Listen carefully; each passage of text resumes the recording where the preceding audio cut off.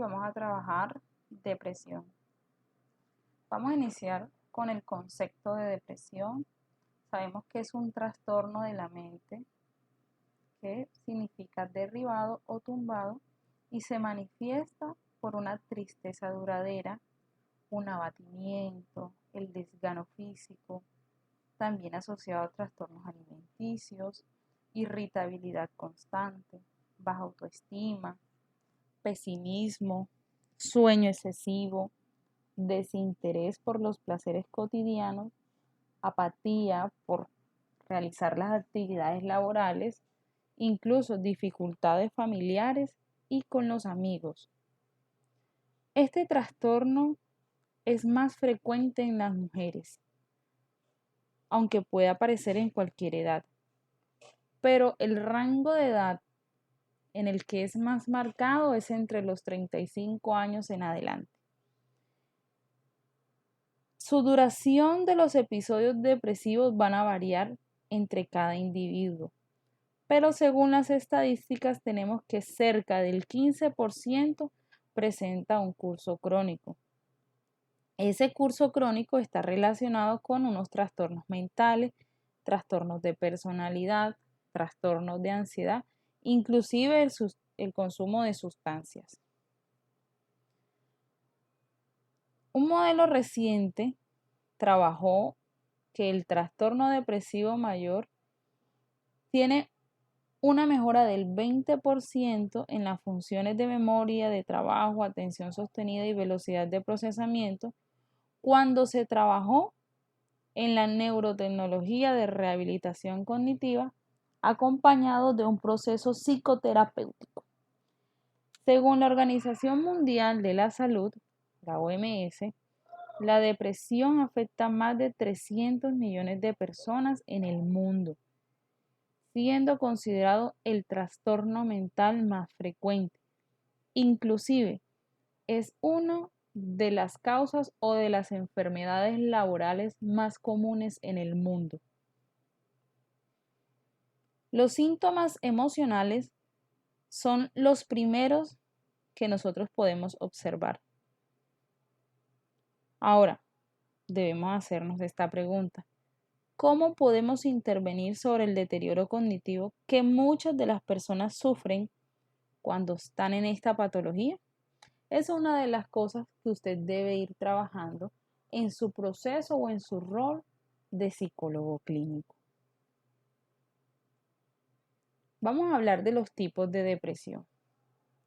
Encontramos que está el depresivo mayor, el depresivo leve, depresión postparto, del trastorno emocional, inclusive el bipolar.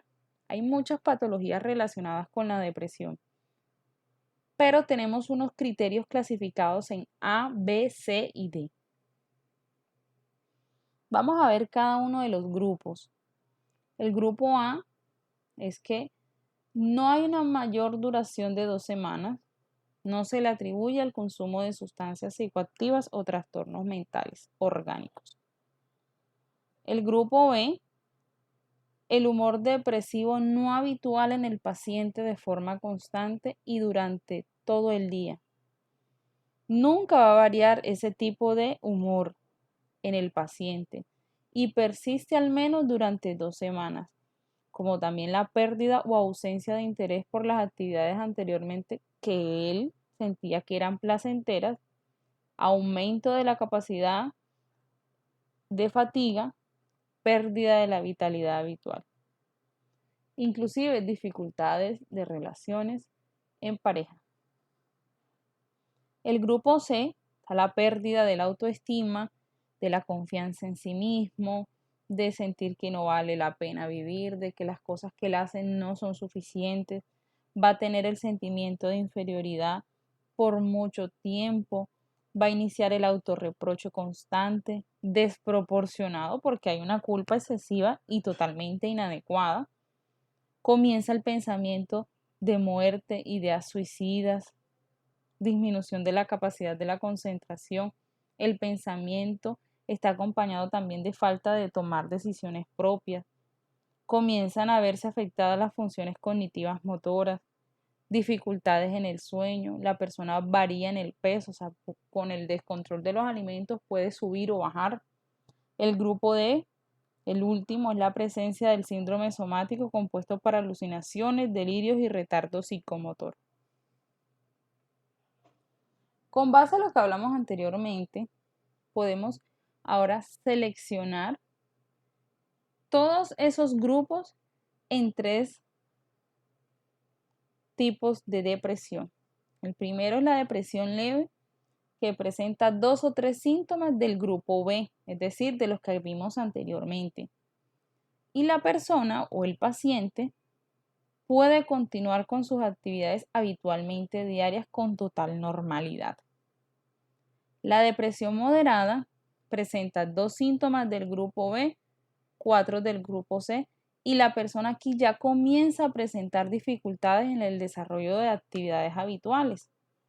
Y el último, que es el depresivo mayor, aquí ya hay una mayor intensidad en los síntomas, es decir, que presenta todos los síntomas del grupo B, varios síntomas del grupo C, que da una totalidad entre 8 o más, y estos pacientes presentan una situación emocional de angustia, pérdida de autoestima, sentimiento intenso de culpa e inutilidad.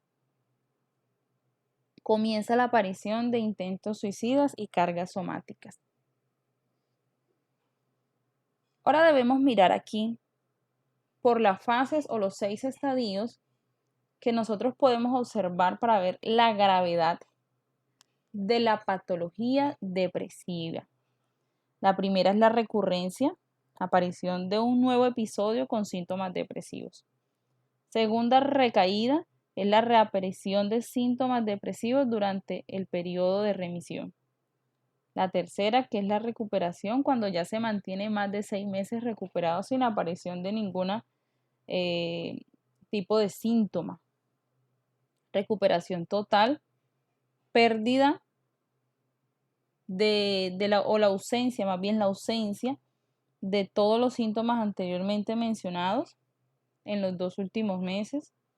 Recuperación parcial, pues ya el paciente siguen apareciendo algunos síntomas, pero estos son menores. Y la respuesta al tratamiento es cuando ya la persona está consciente, trabaja, realiza su proceso psicoterapéutico, va acompañado de los medicamentos, ya se reducen los síntomas hasta en un 50%. Síntomas depresivos hay varios. Están los síntomas anímicos, los motivacionales y conductuales, los cognitivos, los físicos y los interpersonales. Vamos a ir desglosando uno a uno para tener claridad de qué tiene cada uno. Que es decir, cuando usted tenga el paciente en su proceso psicoterapéutico, pueda desglosar y saber en cuáles son los síntomas más marcados y cómo va a trabajar. El primero es el síntoma anímico. Está la presencia de la tristeza, irritabilidad, incapacidad para sentir, sensación de vacío y ansiedad. El segundo síntoma es el motivacional y conductual. Está la presencia de anedonia, que es la incapacidad de sentir placer en las tareas que él anteriormente realizaba. También encontramos la apatía, abulia, que es la falta de voluntad o energía para hacer algo, el retardo psicomotor, inhibición conductual. El tercer síntoma es el cognitivo, que hace referencia a las dificultades importantes en las funciones ejecutivas, en las capacidades cognitivas de la memoria, atención, concentración, velocidad de procesamiento, distorsiones cognitivas y el pensamiento. El cuarto síntoma es el físico. Ya se ven marcados lo que son las alteraciones del sueño, falta del apetito o aumento del apetito.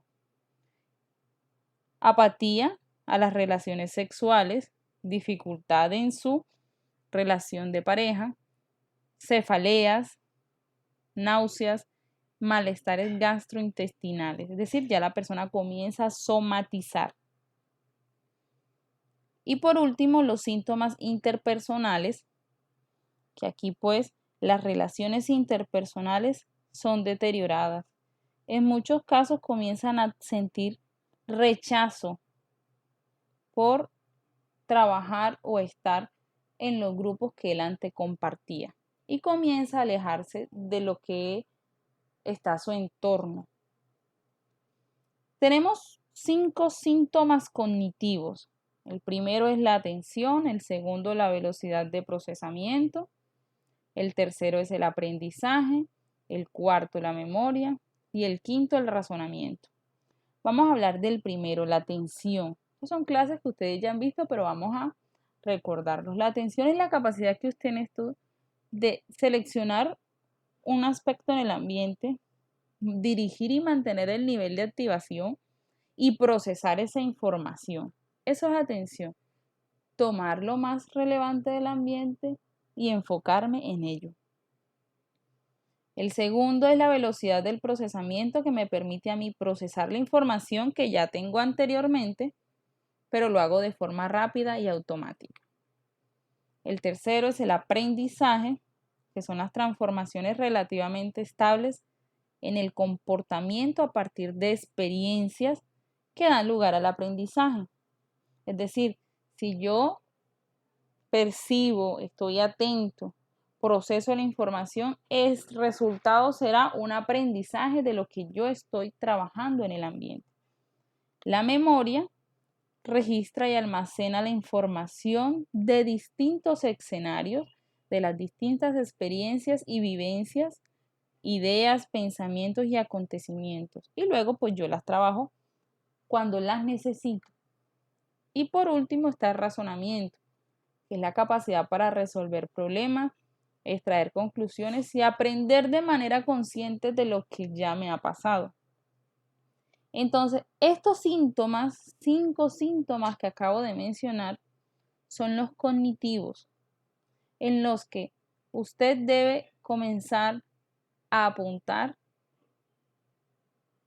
para que el tratamiento psicoterapéutico pueda tener un éxito. Ahora vamos a hablar sobre las causas de depresión. Hay 6. La primera son los factores genéticos, obviamente juegan un papel importante. Está demostrado que puede aumentar entre un 25 y 30% cuando hay antecedentes familiares cercanos.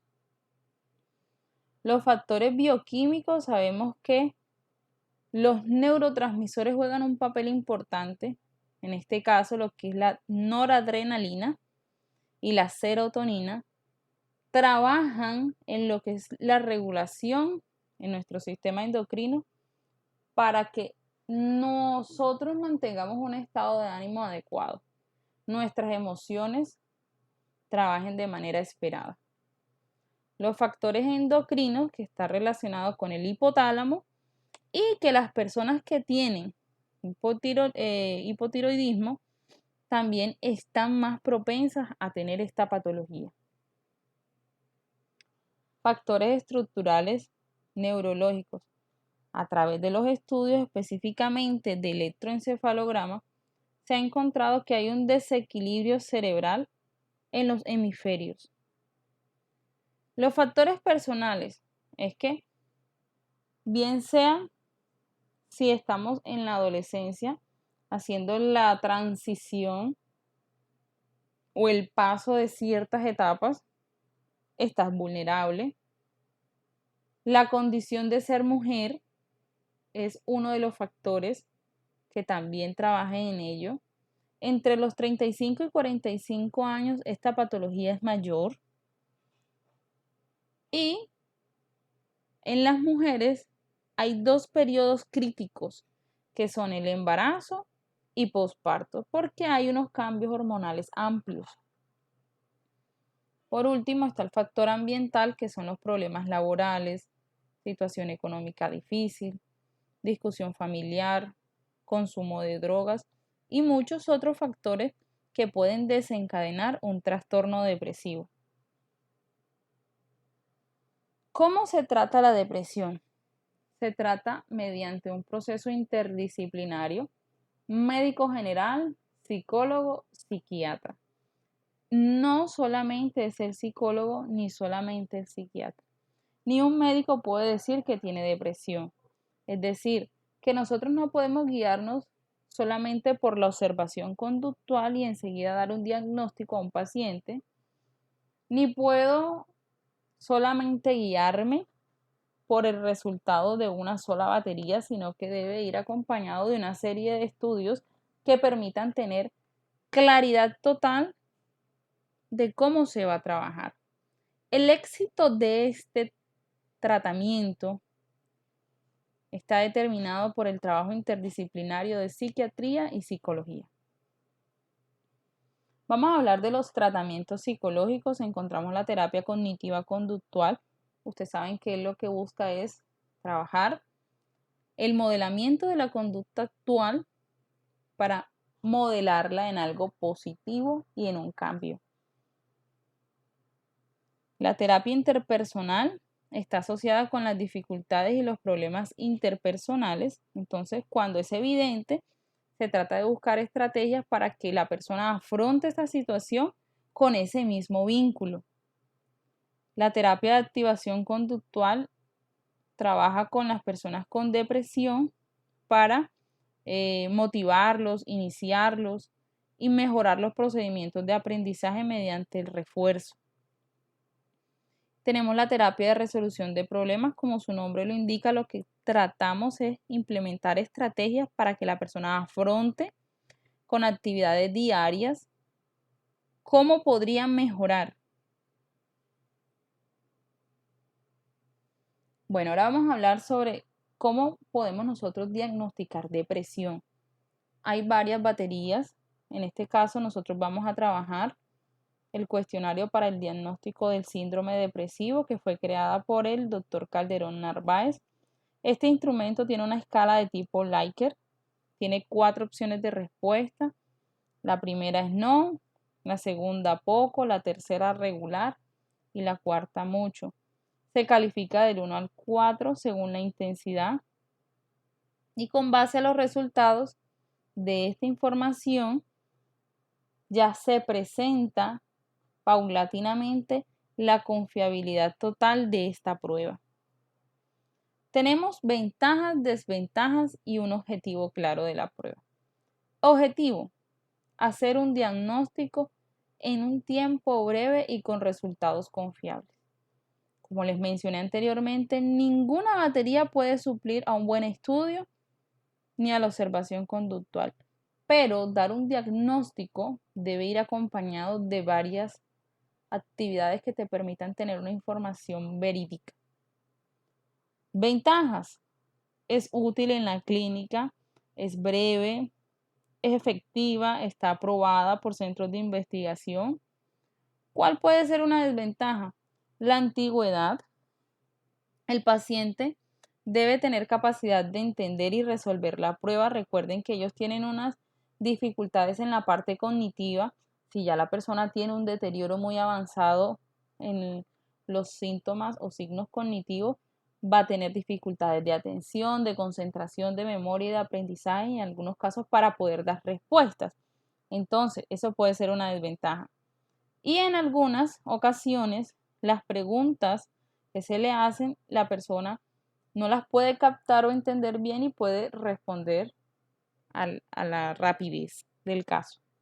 Aquí tenemos las preguntas que contiene la prueba, son 20 preguntas, que pregunta aspectos como: ¿estás triste, afligido, lloras o tienes ganas de llorar, duermes mal en la noche, cuando te levantas te sientes peor?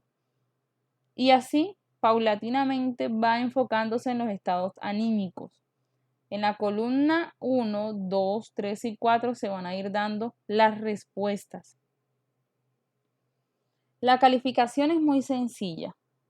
Si es negativa es no y se marca con un 1. Si es positiva, es decir, si es sí, va a tener 3 opciones de respuestas: poco, regular y mucho. Y van desde el 1, 2, 3 y 4.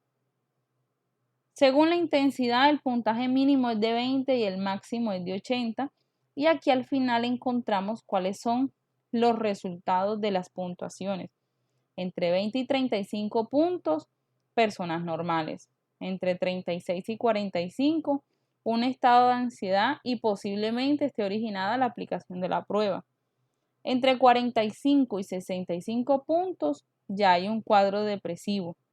Y entre 66 y 80 hay un estado depresivo severo.